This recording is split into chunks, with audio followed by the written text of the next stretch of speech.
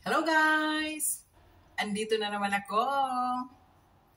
Samahan niyo ako. Magluluto tayo ng mga paborito naming Bicolana, ang laing. So magluluto ako ngayon ng laing. Samahan niyo ako guys para matutunan niyo rin yung aking recipe. So ang aking lulutuin ay laing Bicol Express. Mayroon tayong daing, yung isasahog ko, daing, bawang, sili, at luya. Ang daming sili para makarami ng kain. Ayan. At gata. Ayan, gata. At saka libas. Ayan. Ginayat-gayat ko na siya para hindi masyado malaki. Ayan. So, ang libas guys, ayan, tingnan nyo, ganito siya, ganito. Ayan, nagtabi ako ng hindi siya nagayat para makikita nyo kung ano yung libas. Masarap ito sa ginataan or sinigang, instead na tamarin. At ito yung dahon ng gabi, ayan. Natuyo na siya kasi galing pa ito ng Pilipinas. Yan. Samahan nyo ako guys, magluluto tayo. Ayan, paanda rin ang apoy. So, ilagay natin ang gata. Ayan. Ilagay natin ang gata. Dalawang klase yung gata. Isang dilata at saka isang Tetra Pak. So, ayan. At ilagay natin ang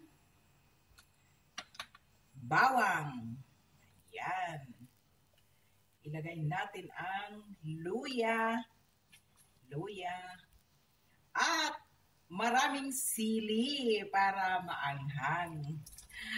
Ayan, ang dami kong ginupit na sili. Ginupit-gupit ko talaga para maanghang siya. At ayan, kumukulo-kulo na siya, ang bilis ng aking apoy. So, yan. So, ilalagay natin ang tuyo. Tuyo ito, daing. Daing na tuyo, yung labahita. Ayan, labahita. Lagyan natin. Ito ang sahog ko. Kaya dahil ito ay tuyo, maalat ito, kaya naman hindi na ako mag-aasin. Kasi para hindi mapaalat, hindi maganda sa katawan ang maalat. Ayan. So, ayan, kumukulo na siya guys. Hintayin natin siyang kumulo. Ayan. So, habang kumukulo siya, mabilis lang yung apoy ko, kumukulo na. Ayan. So, isusunod natin ang gabi, yung laing. Ayan, tuyo yung gabi ko. Tuyo yan. Kasi wala ditong mabibilhan ng fresh. So, galing pa ito ng Pilipinas. Ayan. So, yan. Masarap ito, guys. Halu-haluin lang. Halu-haluin lang at pakuluin. Para mag-ano siya. Magpatas yung gata. Ayan. So, yan. At lalagyan natin siya ng libas. Yung libas, guys, para may asim ng kunti. Ayan. So, kailangan ko siyang lagyan ng kunting libas. Ayan. So, lalagyan natin siya, guys, ng dahon ng libas. Ito ay pwede itong dry, pero dahil ang kapitbahay ko ay may tanim, kapag galing Pilipinas, dry na itong dinadala dito sa akin ng mga umuwi, pinapasalubong sa akin. Pero dahil ang kapitbahay ko ay may puno ng libas dyan sa likod lang, so binigyan nila ako, ang dami oh. Dagdag natin. Masarap kapag medyo maasim-asim. Ayan. Pero hindi ko ito lahat ilalagay guys. Kalahati lang siguro kasi madami. So magiging masyado na siyang maasim. So, kalahati lang siya. Pwede ko pang magamit next time yung kalahati. So sa paggagata natin, hindi pwedeng masyadong pinapalakas ang apoy kasi masusunog. So medium lang yung apoy at halu-haluin lang na maghalo siya tapos hayaan na para hindi mabilasa yung sahog. Ayan. So yan. Masarap ito guys. Madali lang siyang lutuin. Ayan, madali lang siyang maluto. O, di ba? Kulo-kulo, ayan, malakas yung apoy ko kanina. Kaya hininaan ko, hindi pwedeng masyadong malakas. Ayan, haluin lang para pantay. Para pantay ang, pero madudurog yung, sahog. So, nahalo ko na siya. So, medyo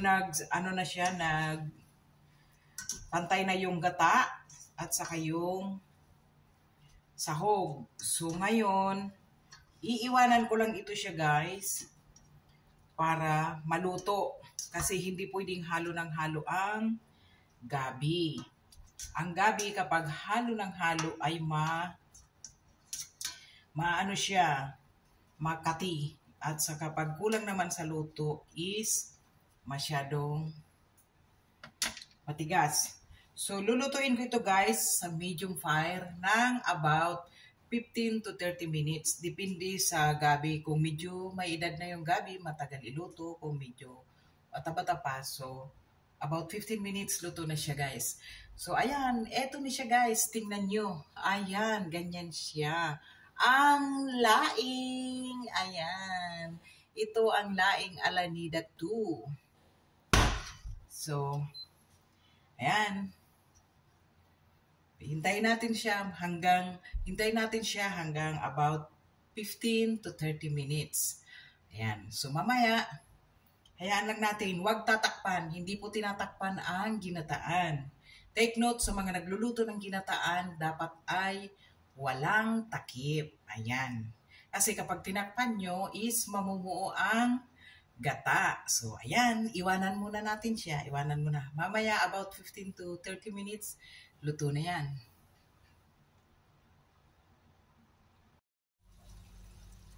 Ayan guys. Ayan guys. Ito na nga. Ayan.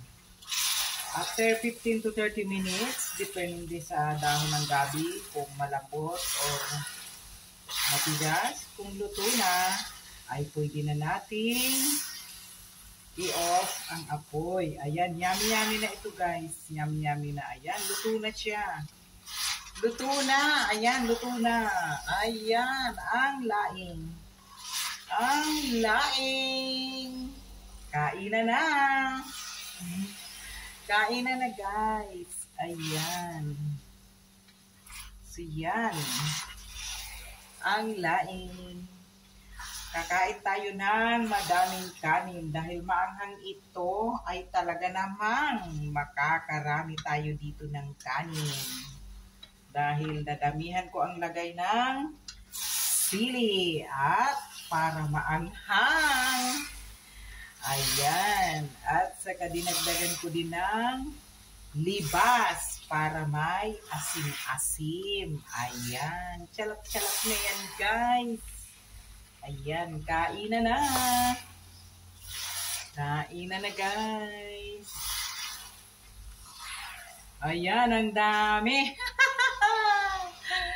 Ang laing. Ayan.